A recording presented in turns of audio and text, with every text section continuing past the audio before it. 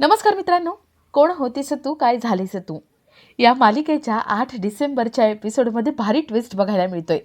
आपल्याला असं बघायला मिळतंय की अमृताला कावेरी यश यांच्या गुपितबद्दल कळलेलं आहे. अमृताने त्या दोघांचं बोलणं ऐकलेलं आहे आणि घरामध्ये जाऊन ती धिंगाणा सुरू करते. सगळे विचारतात, यश कावेरी कुठे, आम्हाला काही सांगितलं नाही तिने, कुठे गेली, कुठे.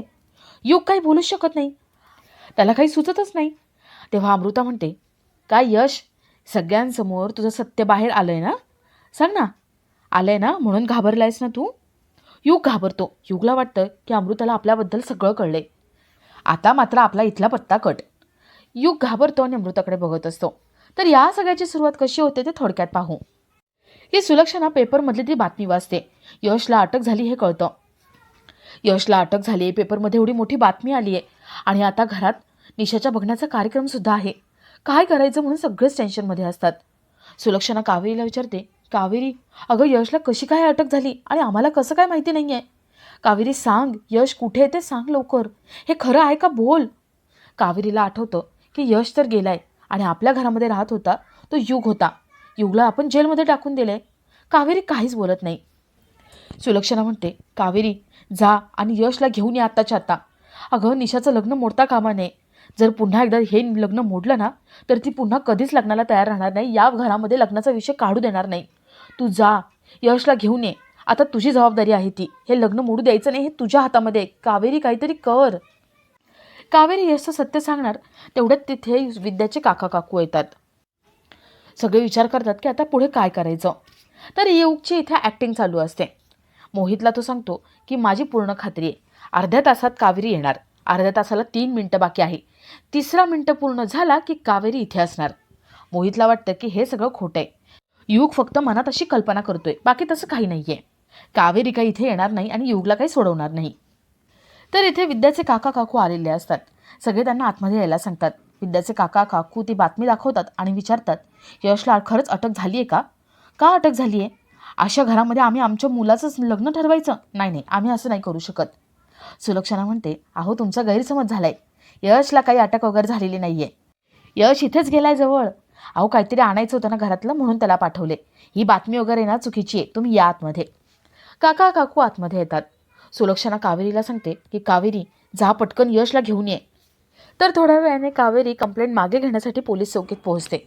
ती मोहितला सांगते की कंप्लेंट मागे घ्यायची आहे आणि ती युगला सांगते की युग चल घरी, खूप गरज आहे तुझी. निशाचा बघायचा कार्यक्रम आहे, सगळे तुझ्याबद्दल विचारतायत.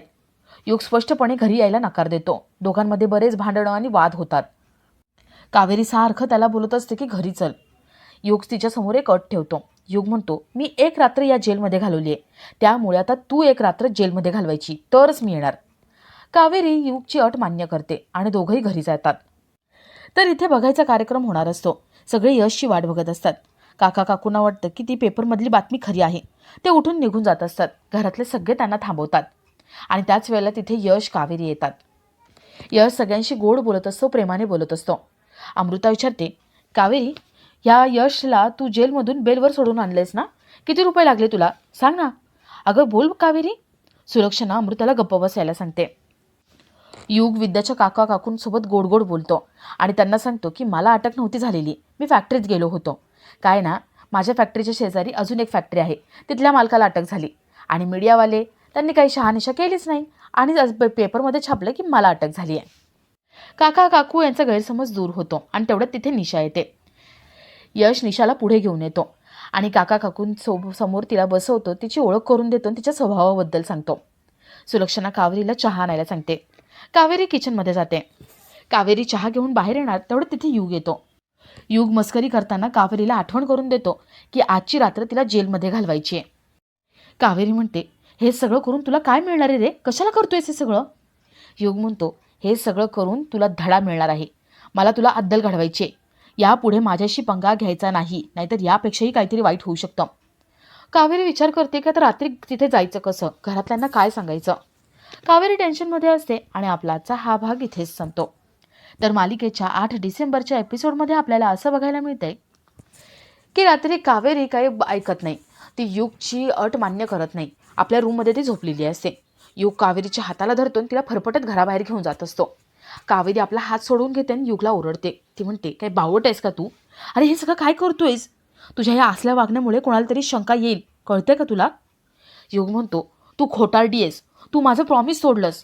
त्या दोघांचं बोलणं चालू असताना अमृता लपून चोरून ऐकत असते. युग कावेरीला जेलमध्ये पाठवून देतो आणि तो आतमध्ये येत असताना अमृता घरातल्या सगळ्यांना बोलवून आणते. घरातले सगळे तिथे येतात. सुलक्षणा म्हणते, यश, अरे काय झालं काय? कावेरी कुठे? तू एकटा इथे आहेस? कावेरी आतमध्ये नाही, तिला आवाज पण दिला मी. काय झालं काय? कावेरी असं न सांगता कुठेच जात नाही. कुठे गेली आहे कावेरी? सांग ना. युग काहीच सांगू शकत नाही. अमृता म्हणते, काय रे, तुझं सत्य सगळ्यांसमोर येईल म्हणून घाबरलायस का? युगला वाटतं की अमृताला आपल्याबद्दल सगळं कळलंय. तो थरथर कापत तिच्याकडे बघत असतो.